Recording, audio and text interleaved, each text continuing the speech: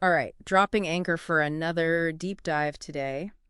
And from what I'm seeing, we're charting a course towards a career as a fleet commander. Am I right?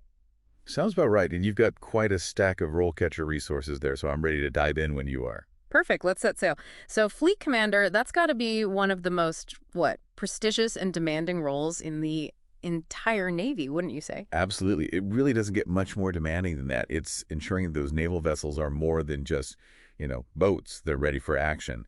You're managing personnel, overseeing operations. It's a whole other level of leadership and responsibility. And excitement, I bet. Oh, you can definitely count on that. Yeah.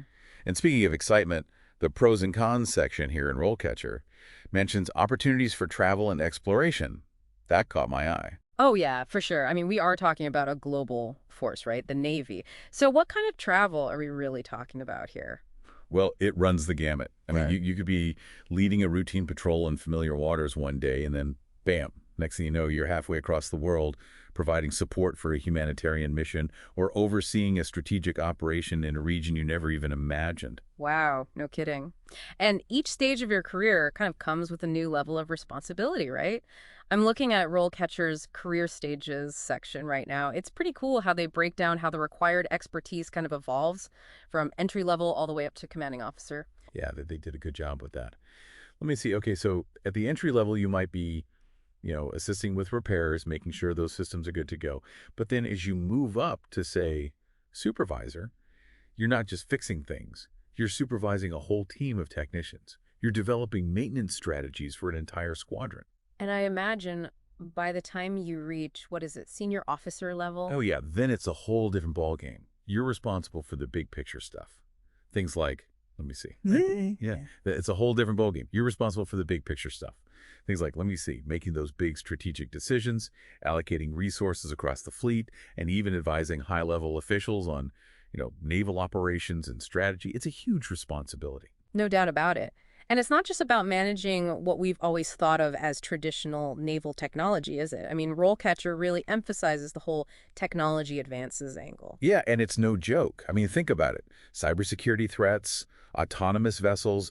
We're even seeing AI being integrated into, well, pretty much every aspect of naval operations now. It's pretty wild to think about. So a fleet commander can't just be a salty dog with years of experience at sea. They've got to be tech savvy too, right? 100%. You need that solid foundation in traditional seamanship, no doubt. Hmm. But you also got to be comfortable with, like, data analysis, risk assessment, understanding how all these complex systems work, and just as important, how they might fail. Which makes those interview prep resources that Rollcatcher offers pretty invaluable, don't you think? I mean, I was blown away by how detailed they are, especially the interview prep questions to expect section and those AI-powered practice tools. Man, they've really thought of Oh, everything. they're way ahead of the game on that front. I mean, Yeah. just the other day, I was going through their AI tool, and it threw a real curveball at me. It asked how I, as a fleet commander, would respond to a major cyber attack that was, get this, potentially orchestrated by, an AI, not like a specific country, but an AI. Talking about a thought-provoking question. That's wild. So it's not just about like knowing the answer, it's about showing you can think critically, adapt on the fly. Exactly. That's what sets those RoleCatcher resources apart. They don't just feed you answers, they teach you how to think like a leader, which, let's be honest, is what really matters at the end of the day, especially when you're talking about a career as demanding as fleet commander. Makes sense. Now, once you've climbed the ranks and hopefully landed that coveted fleet commander position, it's not like you just stop there, right? Rollcatcher maps out these really cool potential career paths, like further specializations or maybe even larger commands.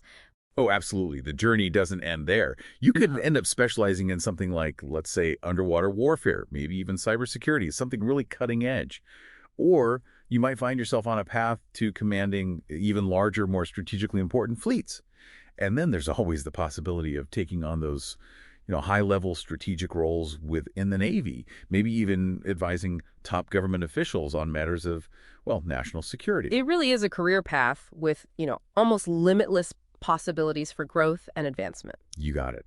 If you're driven and you thrive in challenging environments, there's really no ceiling on how far you can go. Well, that's about all the time we have for today's deep dive. But wow, what an incredible journey it's been exploring the ins and outs of becoming a fleet commander. From the engine room all the way to those high-stakes command centers, it's clear this career path demands a unique blend of, well, everything. Technical expertise, leadership, adaptability, and the ability to make those tough calls when it matters most. Couldn't have said it better myself.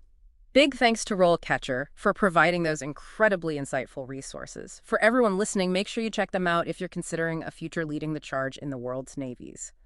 Until next time, keep exploring.